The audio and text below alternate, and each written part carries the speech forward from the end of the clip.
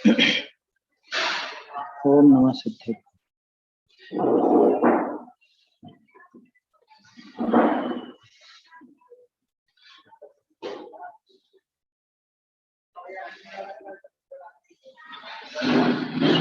जिन शासन गुरु नमो नाना विधि सुख का आत्महित उपदेश करें मंगलाचार करें मंगलाचार। आत्मानुशासन पर अपनी चर्चा चल रही है रोज। आज रविवार है तो पाठ भी करेंगे आज इसका, और फिर जो कुछ प्रश्न उत्तर होंगे तो उनके संबंध में भी चर्चा करेंगे।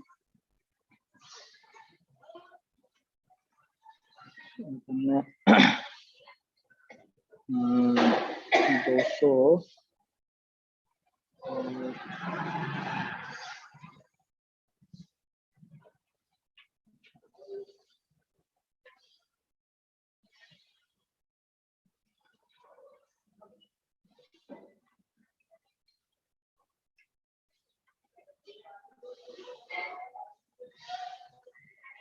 चलिए अपना कौन सा छंद हो गया था कल? 240 हो गया था ना।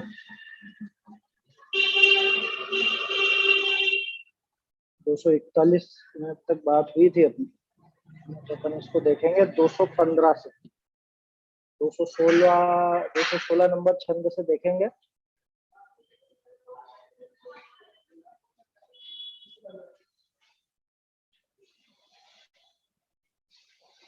मन में बैठा कामदेव हरने नहीं जाना हो क्रोधान, बाह्य वस्तु को जला दिया भ्रम से उसे समझ कर काम, उसी काम कृत घोर दुरावस्था को फिर वह प्राप्त हुआ, क्रोधोदय से जग में किसके नहीं कार्य का रास हुआ।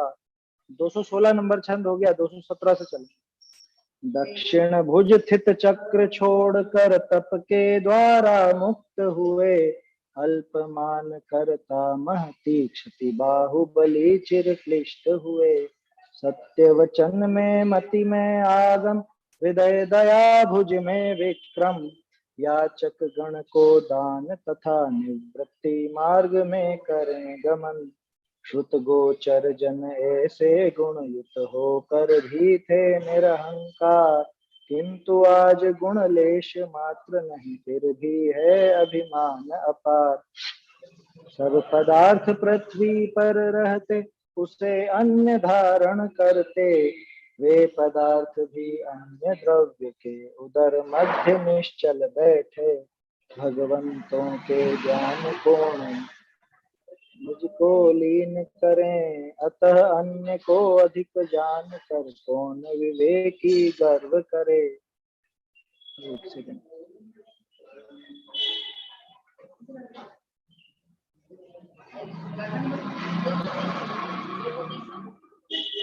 मेरा पेज पलट गया था इसमें। स्वर्णिम मृग के कपट भाव से यश मरीचिका हुआ मलिन, अश्वत्थामा हतो कहा स्वजनों में हुए युधिष्ठिर ही, कपट पूर्ण वटुवेश धारने से ही कृष्ण हुए हैं श्याम, अतः कपट का अल्प भाव भी दुग्ध राशि में जहर समान, महागर्त यह माया चरण सघन मिथ्या तम से है व्याप, जिसमें छिपे हुए क्रोधादिक विषधर रहते सदा अलक्ष, मेरे किए गुप्त पापों का अथवा हुई गुणों की हानि, नहीं किसी को ज्ञात हुई ऐसा मत समझ अरे धीमान, धवल रश्मि से दाह जगत को धोता है यह चंद्र सुजान, हुआ राहु से ग्रस्त गुप्त होकर भी किसे न होता ज्ञान, वनचर भय से दौड़ रही पर उलझी पूछ लताओं में, देव योग से चमर गाय हो मुग्ध पूछ के बालों में, वहीं खड़ी रहती वनचर से उसके प्राण हरे जाते, कृष्णातुर प्राणी विपत्ति में प्रायः ही मारे जाते। विषय विरक्ति परिग्रह त्यागो करो कषायों का निग्रह। शम दम यम अभ्यास तत्व का तपश्चरण का हो उद्यम।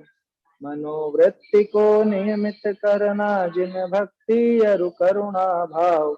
जब समीप तट भव समुद्र का भव्यों के हों ऐसे भाव। नियम और यम में तत्पर जो देहादिक से चित्त निवृत्त। सब जीवों में करुण भाव युक्त और समाधि दशा को प्राप्त। आगमोक्त आहार अल्प है निद्रा को है किया निरस्त। पाया है अध्यात्म सार बहते क्लेशों का जाल समस्त। हेय ग्राह्य अर्थों को जाने हिंसादिक पापों से दूर। निज हित निहित चित्त है जिनका इंद्रिय शांत हुई संपूर्ण। निज पर हितकारी वाणी है हुए सर्व संकल्प विमुक्त। सर्व प्रपंच विहीन मुनीश्वर क्यों न पात्र बन होंगे मुक्त। विषय नृपति के दास हुए जो निज को पर के करें अधीन। गुण अरु दोष विवेक शून्य जो उनका क्या हो सकता क्षीण। तीन भुवन उद्योतित जिससे वह रत्न त्रय तेरे पास। भ्रमते इंद्रिय चोर सर्वतः तह निरंतर भय से जाग। रम्य वस्तुओं में निर्मोही क्यों संयम साधन में ली। रोगाशंका से भोजन अति औषधि से क्यों न अजीव। जैसे कृषक चोर आदि की बाधाओं को करके पार। घर में रख कर अन्न सुरक्षित होता है निश्चिंत अपार। इसी तरह तप श्रुत निधि निज में स्थापित करके धीमान। करण चोर से रक्षा कर अनुभव करता कृत्य सुजान। मैं ज्ञानी हूँ मुझे नहीं कुछ हानि गर्व का ज्ञान का गर्व न कर। शुद्ध करे आशा रिपु की न उपेक्षा कर। देखो जल निधि में अगाध जल पर बाधित बड़वा नल से। शत्रु गोद में जिसकी बैठा कैसे शांति नहीं मिले उसे। ज्ञान और चारित्रवान रागी हो तो न प्रशंसा युक्त। मलिन कार्य उत्पन्न करे दीपकवत का जल तेल संयुक्त। राग करे फिर द्वेष करे फिर पुनः राग और द्वेष करे। राग द्वेष से रहित तीसरे पद विहीन दुख क्यों न सहे। तू दुखाग्नि से तप्त लोहवत इंद्रिय सुख कण से नहीं शांत। मोक्ष रूप सुख के समुद्र में जब तक मग्न न हो निर्भ्रांत। सम्यक दर्शन की अग्रिम पे किया मोक्ष को आरक्षित। ज्ञान चरित संपूर्ण मूल्य दे उसे हस्तगत कर ले शीघ्र। प्रवृत्ति और निवृत्ति अपेक्षा भोग्या भोग्य जगत अद्वैत। हे मुमुक्षु अभ्यास करो हर तजो अभोग्य भोग्य का द्वैत। वो निवृत्ति भावना तभी तक जब तक त्याज्य वस्तु संबंध उनका हो अभाव। तब ध्रुव पद भक्ति निवृत्ति विहीन बन। राग द्वेष ही है प्रवृत्ति अरु है निवृत्ति ही उनका त्याग। इनका है संबंध वायु द्रव्यों से इन्हें करो परित्याग। भाता हूँ अब भवावर्त में पूर्व नहीं भाए जो भाव। भाए जो अब उन्हें न भाव चाहूं भव का शीघ्र अभाव। शुभ अरु अशुभ पुण्य पाप अरु सुख दुख ये छह कहे सुजान। उपादेय हितकारी आदि हेय अंत त्रय अहित बखान। उनमें भी हो प्रथम त्याज्य तो शेष त्रय का स्वतः अभाव। प्राप्त परम पद शुद्ध भाव से होता शुभ का तभी अभाव। है अनादि से बंधा आत्म बंधन होता आश्रव से। वह क्रोधादि जनित अरु क्रोध प्रमाद जो हो अविरति से। मिथ्यात्व पुष्ट करता विरति को, काल लब्धि की हो जब प्राप्त, समुचित व्रत विवेक निर्मलता और योग के क्रम से मुक्ति। समुचित व्रत विवेक निर्मलता और योग के क्रम से मुक्ति।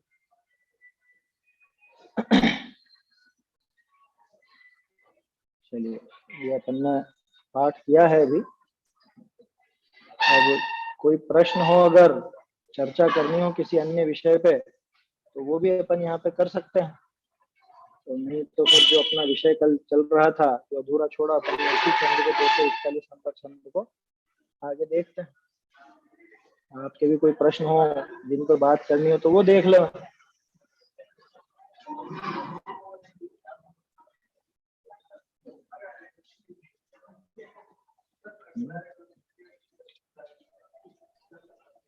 अष्ट प्रातिहार्य और अष्ट मंगल द्रव्य में क्या अलग अलग? अष्ट प्रातिहार्य और अष्ट मंगल द्रव्य में देखो, दोनों ही 8-8 हैं। हाँ। और अष्ट प्रातिहार्य तो प्रत्येक तीर्थंकर के होते हैं, तीर्थंकरों के होते ही होते हैं। अष्ट मंगल द्रव्य तो ये अपन जो वेदी वगैरह बनाते हैं उसके हिसाब से वहां पे लगाते हैं। और वहाँ समोसरण में भी ये सब विभूतियां होती हैं। अष्ट मंगल द्रव्य का इतना महत्व नहीं है जितना अष्ट प्रातिहार्य का। अच्छा।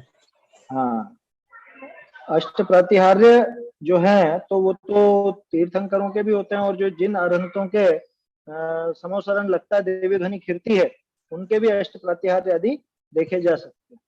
8 प्रातिहार्य उनके अरहंतों के मूल गुणों में शामिल है। मंगल द्रव्य कोई मूल गुणों में शामिल नहीं है। मंगल द्रव्य शोभा के लिए है बस। मंगल द्रव्य तो सिर्फ शोभा के है, अलग से कोई ऐसा विशेष उसमें है नहीं। और प्रातिहार्य तो साक्षात वो अरहंत से संबंधित है, अनंत भगवान से।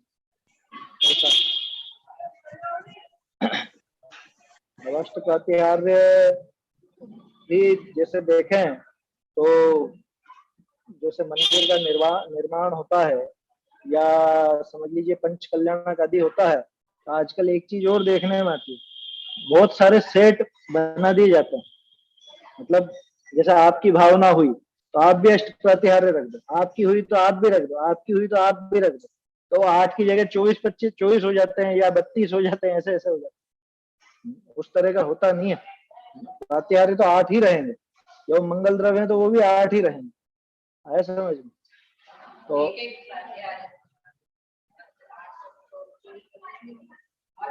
अरे 24 का मतलब वो लगा देते हैं इतने इतने, ये इनकी तरफ थे, इनकी तरफ थे, इनकी तरफ थे, ऐसे भी कर देते हैं। वो तो ले लेते हैं, वो अलग है।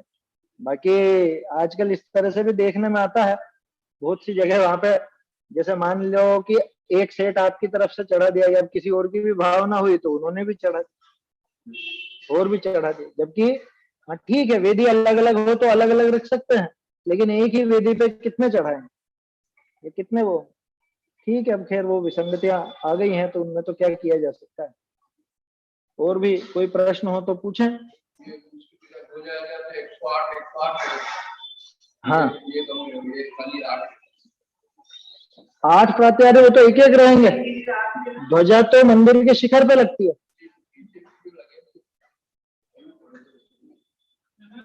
वो तो वहां शिखर पे रहती है। जो अकृत्रिम चैत्यालय की भी रचना है ना, उसके बहुत सारे वो शिखर, क्योंकि 108 प्रतिमाएं हैं, तो 108 प्रतिमाओं पे 108 गुंबद निकलेंगे, मतलब शिखर निकलेंगे। क्योंकि वो जो अकृत्रिम चैत्यालय की रचना है, वहां पे एक वेदी रहती है, तो उसपे एक ही प्रतिमा होती है। पूरा जैसे यूं समझ लो पूरा एक बड़ा हॉल, उसमें एक ही प्रतिमा रहेगी। ऐसे 108 रहेंगे, तो 108 ही शिखर हो गए। 108 शिखर हो गया तो 108 ध्वजाएं हो गई। हाँ, तो ध्वजा इस हिसाब से 108 है, क्योंकि अकृत्रिम चैत्यालय की रचना में 108 प्रतिमाएं हैं, तो उस हिसाब से 108 वो शिखर भी होते हैं और 108 ध्वजाएं भी होती है। वो तो अपन कह रहे हैं भाई, वेदी अलग अलग हो तब तो वो बात जमती है, वो समझ में आती है कि हर एक तीर्थंकर का अथवा हर एक प्रतिमा के वो भामंडल है, या समझ लो ये है 3 छत्र वगैरह, तो सबके अलग अलग रहे। लेकिन एक ही स्थान पे, मतलब एक ही वेदी में वो सब बनती नहीं है बात। ठीक है, खैर उसमें तो कोई ऐसी विशेष बात है नहीं, वो कोई प्रयोजन भूत भी नहीं है ऐसी, लेकिन लोगों को उसी का ज्यादा रस रहता है क्या हमने चढ़ाया, हमने चढ़ाया, हमने चढ़ाया, तो वो आपकी भावना हुई तो आपके भी हो जाएंगे, आपकी नहीं समोसरण में नहीं रहे, वो बाहर रहेंगे, बाहर। हाँ, वो तो वो जो द्वार रहते हैं, द्वारों के हिसाब से रहते हैं, वो दूर से ध्वजाएं नजर आती हैं, दूर से वो घट वगैरह सब रखे रहते हैं। अकृत्रिम चैत्यालय पे भी रहेंगे, क्योंकि अकृत्रिम चैत्यालय में 108 प्रतिमा होती है एक चैत्यालय में, और सब अलग अलग जगह। अकृत्रिम चैत्यालय कितना बड़ा है, यूं सोचो आप। हाँ हाँ, 52 में 108 108 टोटल गिनोगे तो 5616 प्रतिमाएं हैं। आया समझ? नंदीश्वर द्वीप में 5616, 5616, 5 मेरू हैं तो 5 मेरू में 8640 ऐसा बनेगी। 80 चैत्यालय है ना, 80 चैत्यालय में 8640 प्रतिमा, इधर 52 चैत्यालय में 5616 प्रतिमा, ऐसा। तो उतना उस हिसाब से रहेगा, उसमें कोई समस्या नहीं। चलिए, और कोई हो प्रश्न या चर्चा करनी हो तो वो बोले, नहीं तो फिर कल जो छंद छोड़ा वही देखते हैं।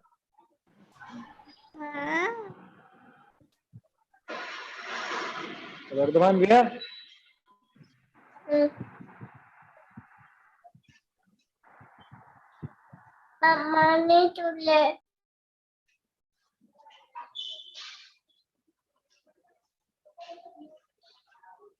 चलिए, कोई प्रश्न नहीं है किसी का? तो कल जो छंद अपन ने छोड़ा था 241 नंबर का, उसी को देखते हैं।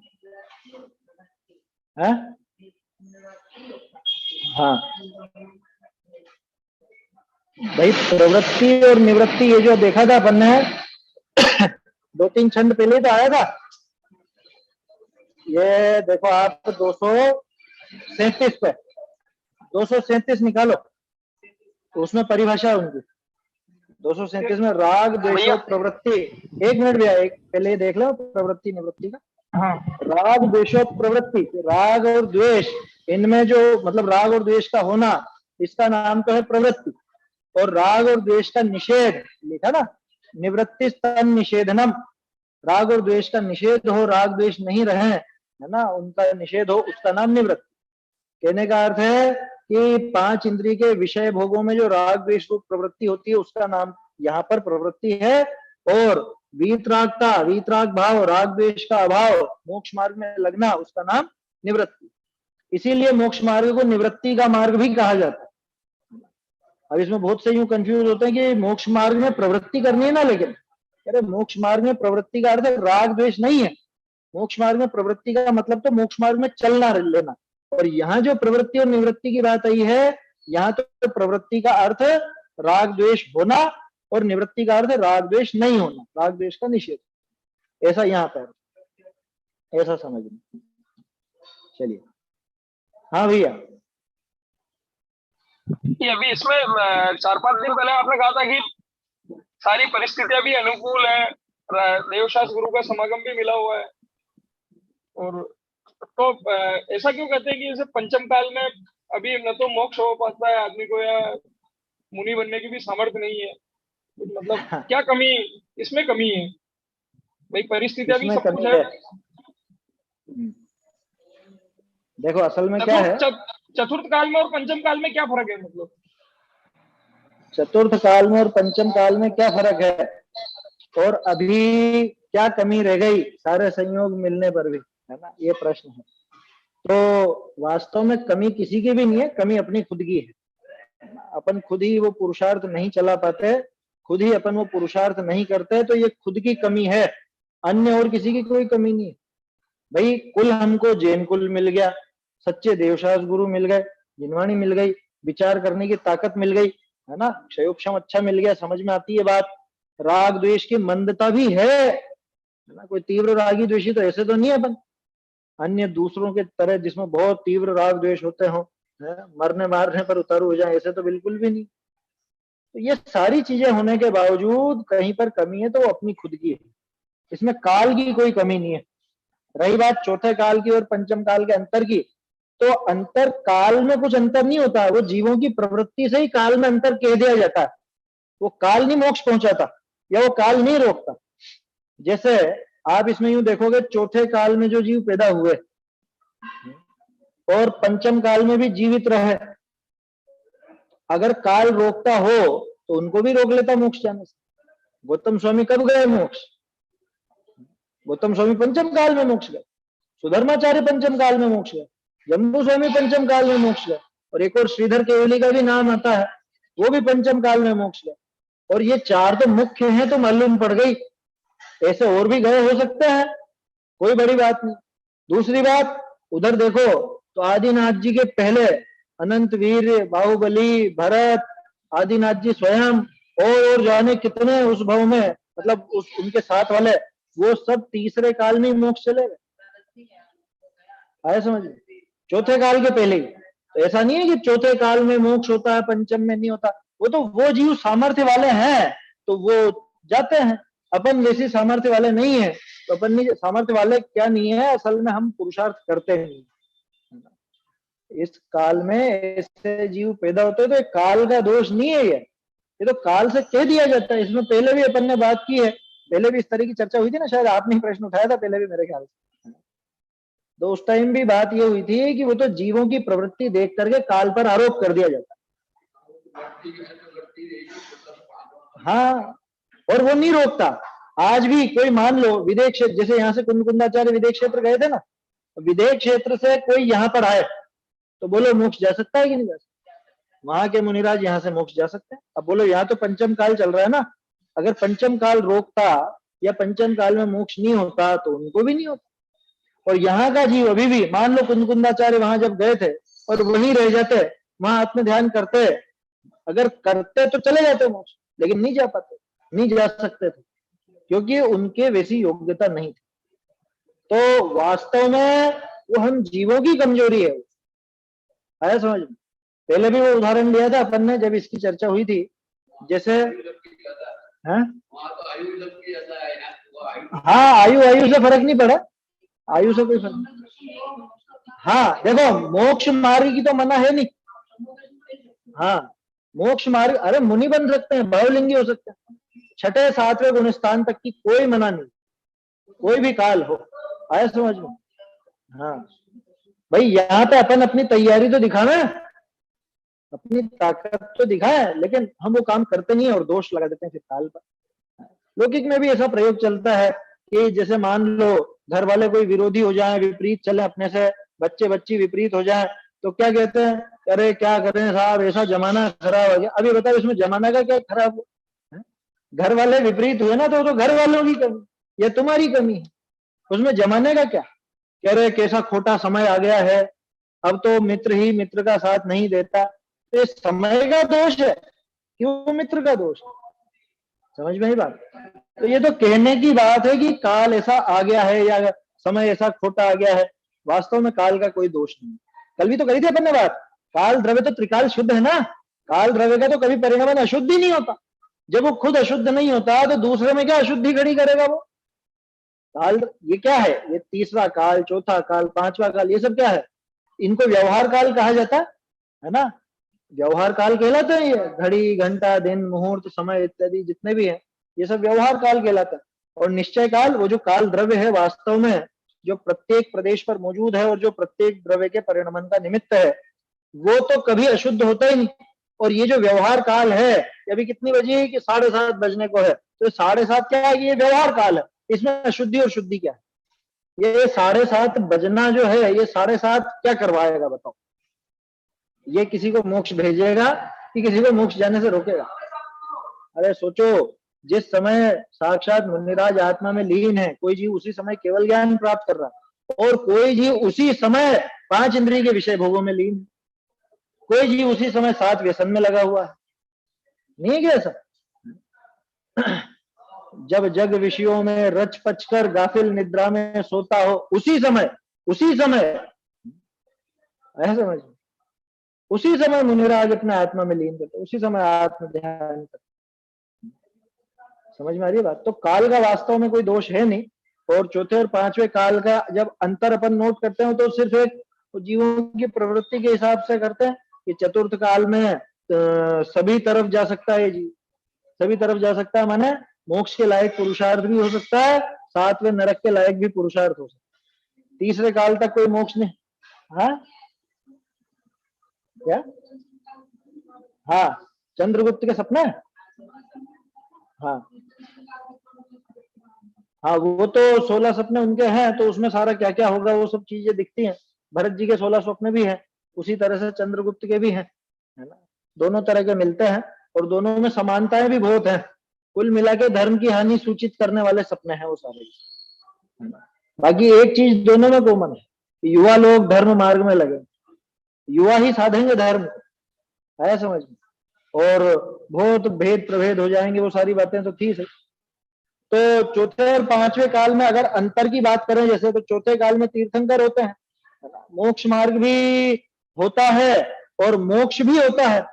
पंचम काल में मोक्ष मार्ग तो होता है लेकिन मोक्ष नहीं होता, तो सातवें नरक भी नहीं होता, है समझ में। यहाँ से सातवें नरक भी नहीं जा सकते, आप इतने पाप करने के भी लायक नहीं हो कि सातवें नरक जा सकते, समझ में आया। और इतना पुरुषार्थ भी नहीं दिखाते हो कि मोक्ष जा सकते। दोनों ही बातें हैं।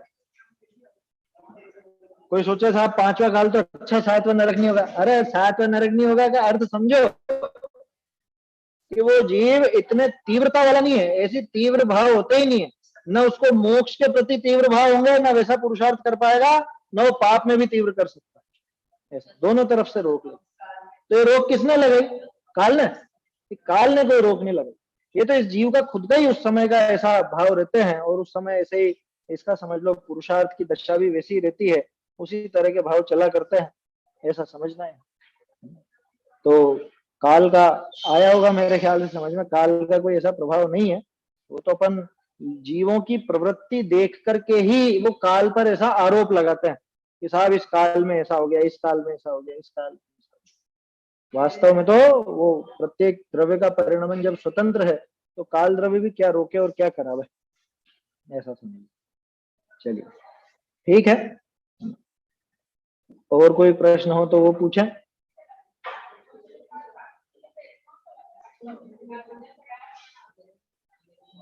ये वितराग विज्ञान में एक क्वेश्चन आया था भैया अभी,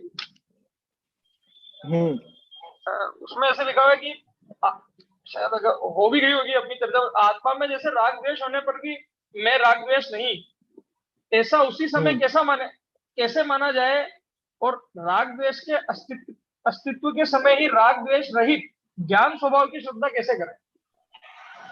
एक ही समय में मतलब ज्ञान में दो तरह के किस तरह से चलेंगे विचार? देखो, एक ही समय में दो तरह के विचार कैसे चलेंगे, ये समझने लायक बात है। क्या सुनाई दिया प्रश्न? आप लोगों को सुनाई दे गया? क्या हुआ यहाँ पे? आपका प्रश्न है कि भाई उसी समय राग द्वेष चल रहे हैं, है ना, और उसी समय स्वभाव में राग द्वेष से रहित पने का भाव कैसे चलेगा? बिल्कुल सीधा उदाहरण है, सोना है ना, सोना, आपकी सोने की जो अंगूठी है, वो सोने की अंगूठी कीचड़ में गिर गई या नाली में गिर गई, कुछ भी गंदगी लग गई हो उसको। अभी बताओ उस समय आप सोने को क्या मानते? सोना शुद्ध है अभी भी कि गंदा हो गया सोना? कह रहे अब तो बेकार होगी, फेंको फेंको इस अंगूठी को। कोई फेंकता है सोने की अंगूठी? ऐसे फेंकता है क्या कोई? कीचड़ में गिर गई है, गंदगी में लिपटी है, क्या करेंगे?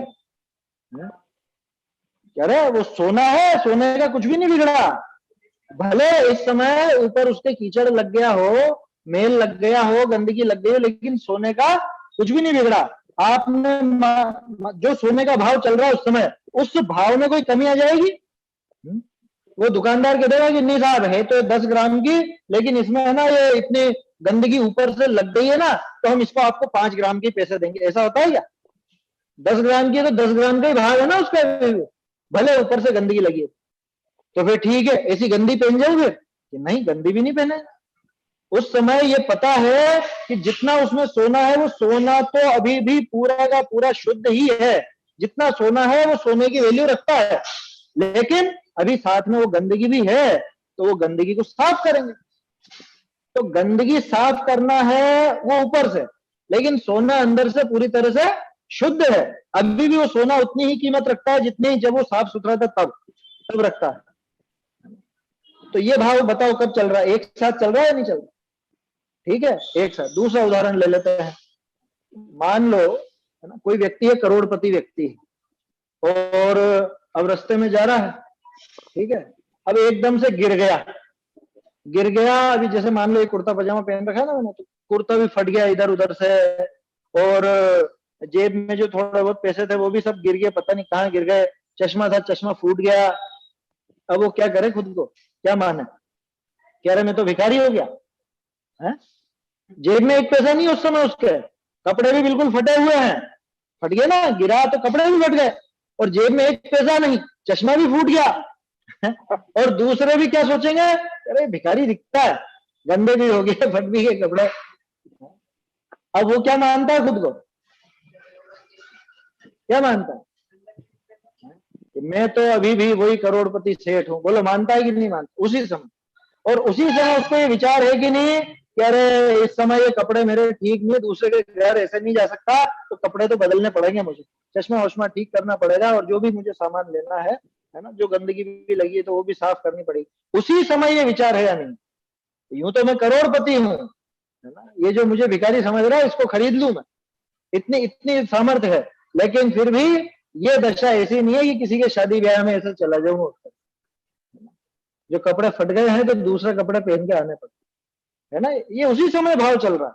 तो इसी तरह से वो रागादि रहितपना जो स्वभाव में पड़ा हुआ है, और राग द्वेष आदि वो जो पर्याय में विकार चल रहे हैं, वो सारे के सारे एक साथ वो चल सकता है, कोई दिक्कत नहीं। हाँ, विकल्प की जो बात है, विकल्प एक समय पे एक का चल, विकल्प माने चिंतन, तो चिंतन की धारा तो एक समय पे एक ही जगह रहेगी, या तो आप स्वभाव का विचार कर लो या पर्याय का विचार कर लो। श्रद्धा में, सम्यक दृष्टि जीव की, ज्ञानी जीव की श्रद्धा में वो स्वरूप का आश्रय पड़ा हुआ है, वो स्वरूप रूप ही स्वयं को समझता है, पर्याय की जो गंदगी है उसको अपनी नहीं मानता।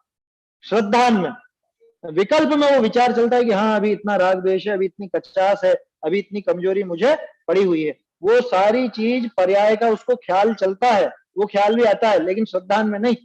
श्रद्धान में तो बिल्कुल मैं तो त्रिकाली शुद्ध हूँ, ध्रुव हूँ, अखंड हूँ, क्या मुझ में रंच मात्र भी गंदगी आई नहीं है, ये कोई राग द्वेष का मेल मुझ में प्रवेश नहीं पाता, राग द्वेष मुझसे सर्वथा भिन्न है, ऐसा वो श्रद्धान में पड़ा रहता।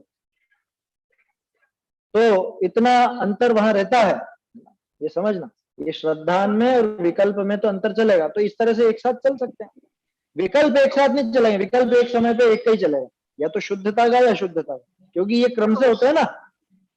उस समय भी जो राग है वो वास्तव में मतलब जीव का है कि वो क्या गिनता है, उसको पुद्गल का गिनता है कि जीव का गिनता है? कौन?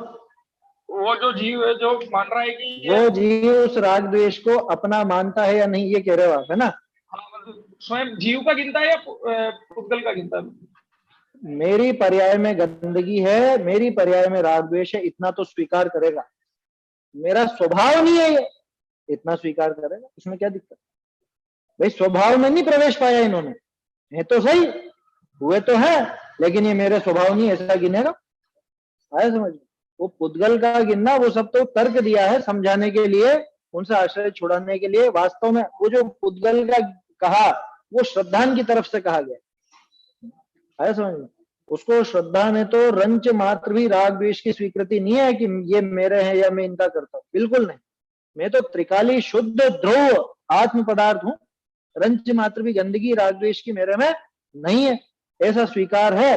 और पर्याय में जो कमी है वो भी उसको स्वीकार है, पर्याय की कमी को भी जानता है, ऐसा नहीं कि बिल्कुल स्वच्छंदी हो गया, पर्याय में जो खोट है, जो कमी है उसे जानता, तभी तो मोक्ष का उपाय करता है, नहीं तो मोक्ष का उपाय कैसे करता? भाई वही उदाहरण है, अपने खेत में वो भूसा भी हुआ है और वो जो भी खरपतवार वगैरह वो सब भी हुई है, तो क्या माने उसको कि हुई तो मेरे ही खेत में है, लेकिन वो फसल नहीं है, वो कचरा है, वो गंदगी है, खेत से नहीं आया समझ में, तो यूं समझ लो फोड़ा हो गया। फोड़ा कहाँ हुआ? फोड़ा, फोड़ा ये मेरे शरीर में ही हुआ, लेकिन ये शरीर का स्वभाव है क्या? शरीर का स्वभाव नहीं आया समझ। शरीर का स्वभाव तो स्वस्थ रहने का है, फोड़ा कोई शरीर का स्वभाव नहीं। उदाहरण है, उसको बहुत ज्यादा गहरे मतलब जाना कि अरे शरीर में ही तो भरा हुआ है सब मल मूत्र वगैरह, शरीर में ही सब बीमारियां भरी है, वो बात नहीं लेना है। अभी यूं समझना कि सामान्य रूप से जैसा शरीर कहलाता है ना, जैसे हाथ का आकार ऐसा कहलाता है कि 5 उंगलियां हैं, ये हथेली है, पंजा है, कोहनी है, ये सब चीजें हैं, तो ऐसा रहना चाहिए। और फोड़े फुंसी हो गए तो कि ये विकार है, हुए शरीर में ही है, लेकिन ये शरीर का अंग नहीं है, ये शरीर का विकार है। उसको शरीर का मान ले तो फिर इलाज ही नहीं कराएगा, मर जाएगा बिना इलाज। जैसे किसी के गांठ हो जाए ना, और वो गांठ में क्या समझे, जैसे मान लो 2 किलो की गांठ है, हो जाती है ना, किसी किसी के बहुत बड़ी बड़ी गांठें भी हो जाती है, तो 2 किलो की गांठ है। अब वो 2 किलो की गांठ में यूं सोचे कि मेरा वजन बढ़ गया 2 किलो। अब डॉक्टर क्या कहे उससे कि ये निकलवा, मरेगा नहीं तो क्या कहता, अरे नहीं ये तो मेरी है, मेरे में ही हुई है, मतलब इस शरीर में ही तो हुई है, तो क्यों निकलवाना है? इसलिए निकलवाना है कि ये इस शरीर का स्वभाव नहीं, ये विकार है, विभाव है, नुकसान पहुंचाने वाला, इसलिए इसको दूर करना अनिवार्य। बस ये कि ये कंडीशन वो राग द्वेष के संबंध में अपनी मानता, हुए तो है ना, कहा हुए कि मेरे में ही हुए, कोई दिक्कत नहीं है, कहीं दूसरी जगह नहीं हुए, मेरे में ही हुए, मेरी ही पर्याय में हुए हैं। लेकिन पर्याय में हुए हैं, स्वभाव में इनका प्रवेश बिल्कुल नहीं। स्वभाव तो आज भी त्रिकाल शुद्ध है, जैसे वो सोने की अंगूठी है ना, वो उसमें सोना अभी भी उसी वैल्यू का है, उसकी कोई कीमत घट नहीं गई, ऊपर से भले गंदगी लग गई हो, लेकिन उससे उसकी कोई कीमत घट नहीं गई। ऐसा विचार उसको रहता है, ऐसी श्रद्धा रहती है। ठीक है ना, चलिए, और किसी का कोई प्रश्न हो तो वो करें। अब तो 5-10 मिनट बचे हैं।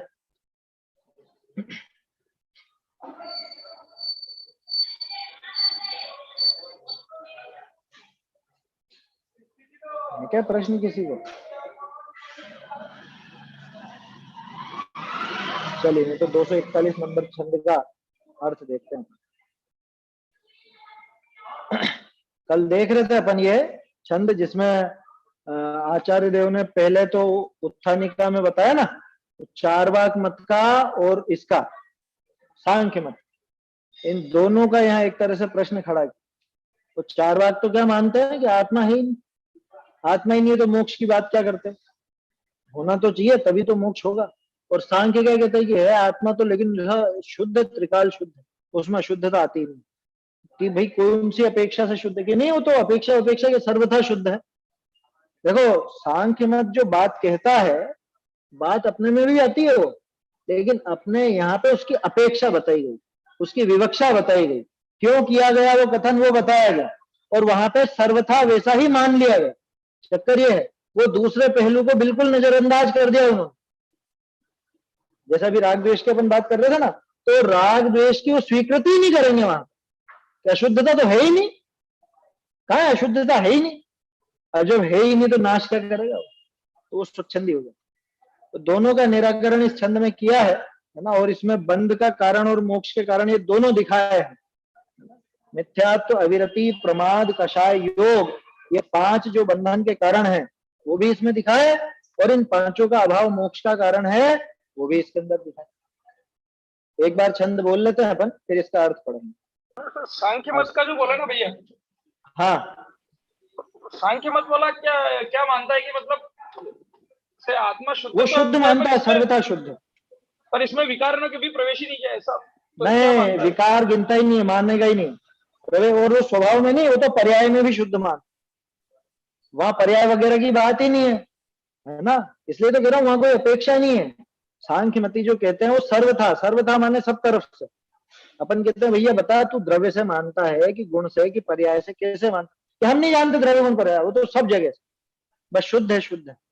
यही तो है जैन दर्शन की ताकत, कि अपने यहाँ पे अपेक्षा पूर्वक कथन होता है, नए पूर्वक कथन होता है, क्या अपेक्षा है, क्या विवक्षा है, किस तरफ से बात की जाती है, वो एंगल बताया जाता है। अन्य मतों में वो एंगल नहीं दिखाया जाता, इसलिए वो सब गड़बड़ सिद्ध होता है, ये चक्कर पड़ता है।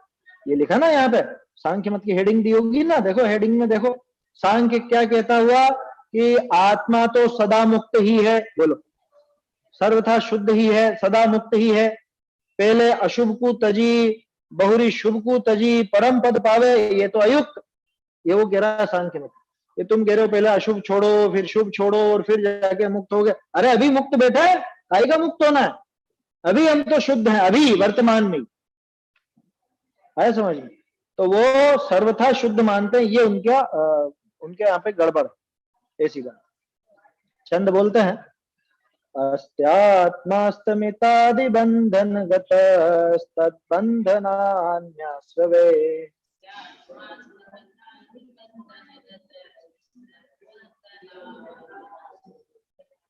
ते क्रोधादिकृता प्रमाद जनिता क्रोधादयस्ते वृथा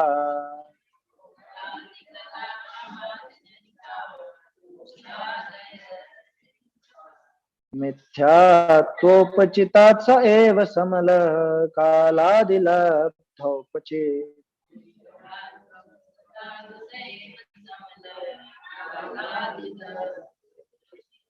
सम्यक् दक्षता कलुषता योगे क्रमान् मुच्यते।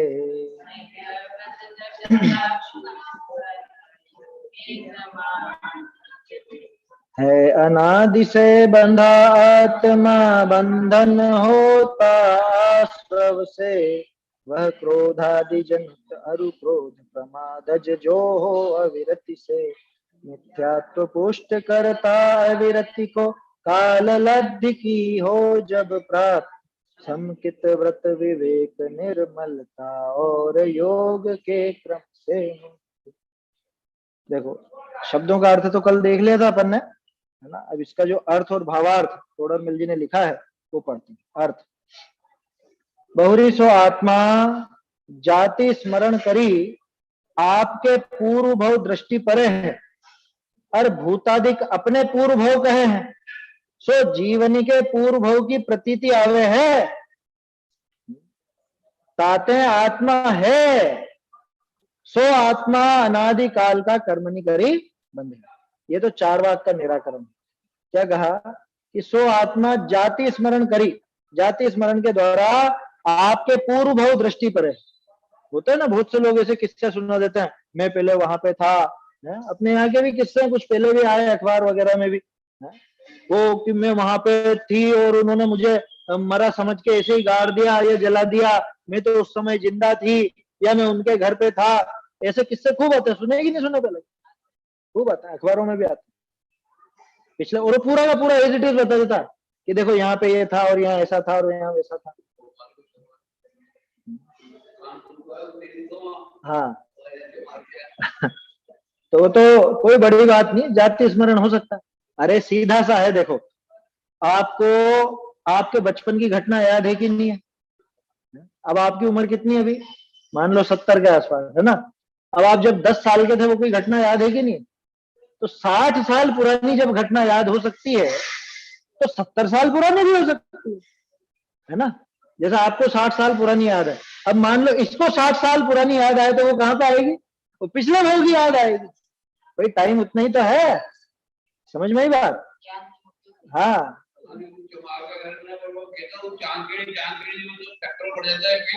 हाँ, वो नहीं समझते थे। हाँ वो वहां पे पैदा हुआ होगा इस वजह से।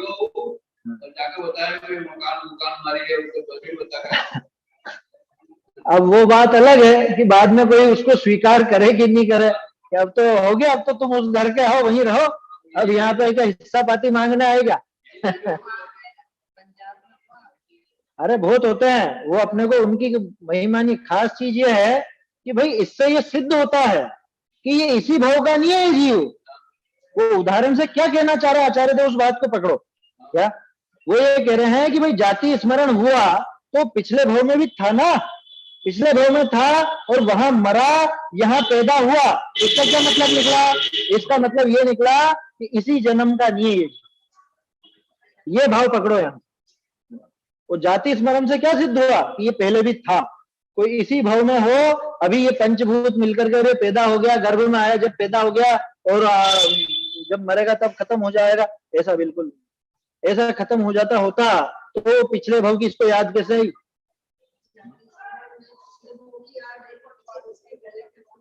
आ सकती है? कोई बड़ी बात नहीं, आ जाए, कोई बड़ी बात नहीं उसमें। वो आती है जो, उसमें कोई बड़ी बात नहीं। अरे उसमें क्या विशेष बात है ये सोचो, वो पीछे हुई घटनाएं ही तो है। हाँ इतना जरूर है कि वो मन सहित रहेगा वहां तक की आएगी। मन सहित अगर असंगी होगा तो नहीं आएगी। तो उसका कारण है कि वो जो स्मृति बनती है ना, वो मतलब स्मृति जो लंबी चलती है। सामान्य स्मृति छोटी मोटी तो असंगी जीवों को भी होती है, जैसे मधुमक्खियां वो फूल का रस चूस के अपने वहीं पे ठिकाने पे ही जाती है ना। अन्य जो असंगी पंचेंद्रीय जीव जिनके मन नहीं है, वो भी अपने ठिकाने पर पहुंच जाते हैं। चींटियां वगैरह भी जानती है कहाँ पे बिल है, कहाँ जाना है अपने को, वो सब समझती है। तो इतनी थोड़ी बहुत स्मृति तो रहती है, लेकिन लंबे समय की स्मृति के लिए वो मन आवश्यक। तो जब तक मन हो तब तक तो समझ लेना वो स्मृति बन सकती है, और मन नहीं हो तो फिर वो स्मृति नहीं बनती। ऐसा इसलिए तो कहते हैं ये क्षयोपम ज्ञान की महिमा मत ले आना दिमाग। क्या कह रहे हमको इतना आता है इतना आता है, ये आंख मिची असंगी हुआ सब सपाट, कुछ पिछले भाव का याद भी नहीं आने वाला है।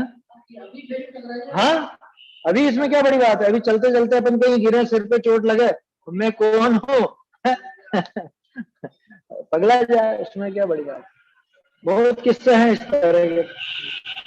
तो कुल मिला के बात क्या सिद्ध हुई कि उसके पूर्व दृष्टि पर है और भूतादिक अपने पूर्व भाव कहे हैं।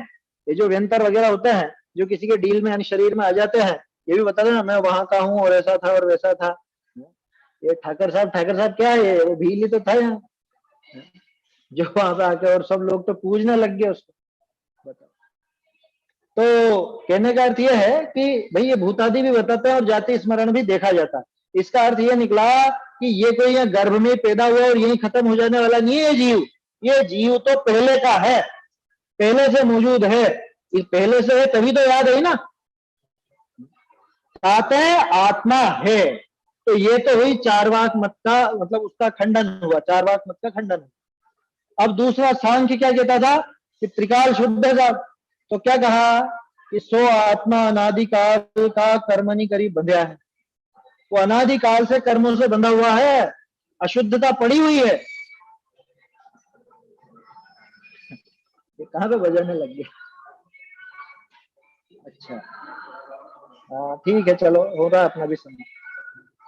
कहते हैं आत्मा है, सो आत्मा अनादिकाल का कर्मणि करी बंध्या है, ते कर्म बंध आश्रय नहीं करिए। वो जो कर्म बंधन है, वो जो अशुद्धता है, वो किसकी वजह से, कि वो आश्रव की वजह से। आश्रव मन में वो योग, कल ये देखा था ना अपन ने, आश्रव शब्द जो आचार्य देव ने दिया वो योग के लिए। उन योगों से आश्रय होता है, काय वांग मन कर्म योग है, आश्रव सीधा सीधा है। मन वचन काय की प्रवृत्ति से कर्मों का आश्रय होता है, उनसे बंधा हुआ है। वो आश्रय किससे होते हैं कि वो क्रोधाधिक करी हुई, क्रोधाधिक कषाय से। और क्रोधाधिक प्रमाद जनित है।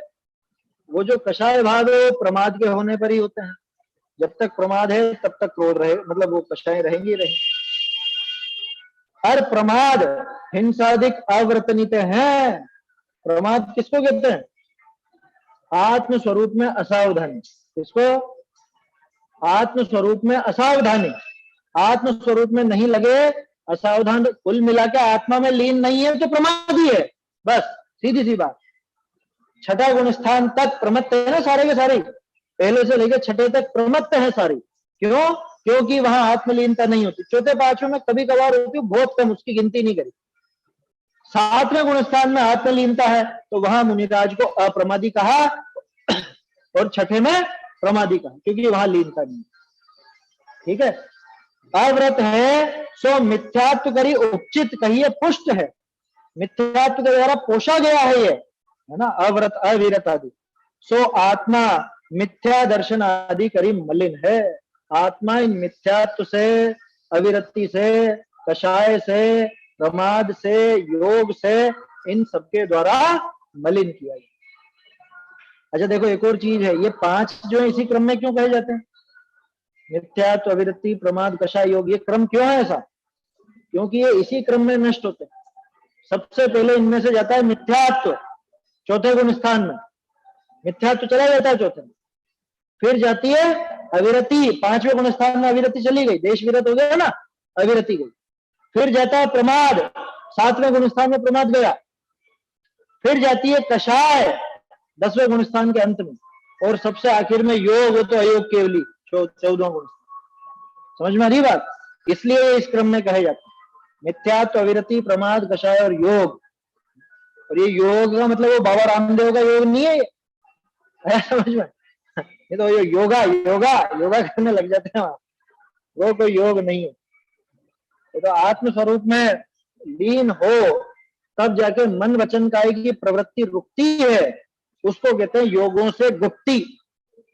वहां जाके योग बुद्धि पूर्वक तो टलते हैं और बाद में तो सब तरह से योगों का अभाव हो जाता है। तो जब तक इन पांचों के साथ है तब तक जीव अशुद्ध रहता है। इसलिए वो जो शुद्धता की, सर्वथा शुद्धता की कल्पना है वो गलत। कह रहे तो आप भी तो कहते हो आत्मा शुद्ध है, शुद्ध है, शुद्ध। अरे तो हम स्वभाव से कहते हैं, पर्याय में थोड़ी ना कहते हैं। पर्याय में जो अशुद्धि है उसका भी तो स्वीकार करते हैं ना। पर्याय में भी हम शुद्ध शुद्ध कहने लगे तो गड़बड़ के ना। और जिनके पर्याय में शुद्धता उनके तो कही जाएगी। अनंत और सिद्धों के पर्याय में शुद्धता है तो उनके शुद्धता कहते हैं, हमारे नहीं है तो हमारे नहीं कहते, उसमें क्या बड़ी बात। स्वभाव तो जैसा हमारा वैसा ही उनका, उसमें कोई बड़ी बात। ठीक है। सो आत्मा मिथ्या दर्शन अधिक तरी मलिन है, और काल लब्धि पाए काहू एक मनुष्य, काल लब्धि पाकर के कोई मनुष्य भव विषय कोई काहू एक मनुष्य भव विषय, किसी मनुष्य भव में सम्यक व्रत, विवेक, निष्कषायता इनके योग करी अनुक्रमे मुक्ति हुई है। इन सबका योग पाकर के, ये सारे काम करके, सम्यक से मिथ्यात्व का अभाव करके, व्रत से अविरति का अभाव करके, विवेक से प्रमाद का अभाव करके, निष्कषाय माने वीतरागता से कषायों का अभाव करके, है ना, और वो अयोग दशा से ये योग का अभाव करके मुक्त हो, तब जाकर के मुक्ति की प्राप्ति है ना। इसका भावार्थ अपन कल ही देखेंगे क्योंकि अब डिस्टरबेंस भी होने लग गया। अभी धर्मात्मा लोग हैं सभी। चलिए, प्रश्न है क्या किसी को? मोक्षमार्ग प्रकाशक में 230 नंबर के पेज में दिया है ना, निकषायता सच्चा चारित्र, उसमें बताया 7वें अधिकार में। हाँ, तो निष्कषायता वास्तव में वो वीतरागता का नाम ही निष्कषायता है, उसी को चारित्र कहते हैं, उसी को वीतरागता कहते हैं। ये तो अपन देखते ही हैं, चारित्र की जब परिभाषा देखते हैं, धर्म की परिभाषा चारित्रम खलु धम्मो, वहां पे निष्कषाय परिणाम की बात की जाती है, ऐसा है। चलिए, इसका भावार्थ अपन फिर कल ही देखेंगे। चैतन्य का स्मरण प्रतिक्षण ही करो रे, भजते अनंत दुख को क्षण में हरो रे, अक्षय अनंत निज सौख्य निधान पाओ, गाओ अरे तुलसी के गीत गाओ। की तो वाणी में हो निज स्वपर प्रकाशक ज्ञान, की तो वाणी में हो निज स्वपर प्रकाशक ज्ञान, एक ही भाव भये जड़ चेतन तिनकी करत पिछान, एक ही भाव भये जड़ चेतन तिनकी करत पिछान, की तो वाणी में हो निज स्वपर प्रकाशक ज्ञान, सकल पदार्थ प्रकाशत जामे मुकुर तुल्य अमलान, सकल पदार्थ प्रकाशत जामे मुकुर तुल्य अमलान, की तो वाणी में हो निज स्वपर प्रकाशक ज्ञान, जग चूड़ामणि शिव भय ते ही जिनकी नो सरधान, जग चूड़ामणि शिव भय ते ही जिनकी नो सरधान, की तो वाणी में हो निज स्वपर प्रकाशक ज्ञान, भाग चंद्र बुध जन ताही को निश दिन करत बखान, भाग चंद बुध जन पाही को निश दिन करत बखान, की तो वाणी में हो निज स्वपर प्रकाशक ज्ञान, की तो